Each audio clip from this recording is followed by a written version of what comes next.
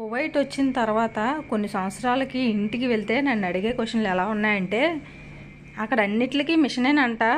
బట్టలు ఉతకడానికి మిషను, గిన్నెలు కడగడానికి మిషను, ఇల్లు కడగడానికి మిషను, ప్రతిదీ మిషనేనంట కదా. అన్నిటికీ మిషన్ ఉంటే ఇన్ని దేశాల నుంచి పని మనుషులు ఎందుకు వీళ్ళు రప్పించుకుంటున్నారు అన్నదే నాకైతే అర్థం అవ్వలేదు.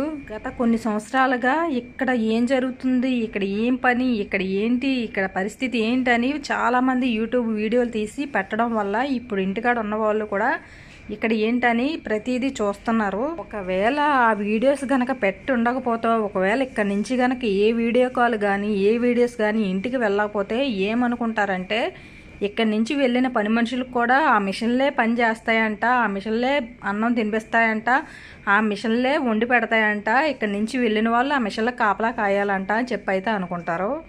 ఒక 15 సంవత్సరాల క్రితం వీడియో కాల్ అనేదే ఉండేది కాదు. ఇక్కడ ఏం జరుగుతుందో, ఇక్కడ ఎంత కష్టపడుతున్నారో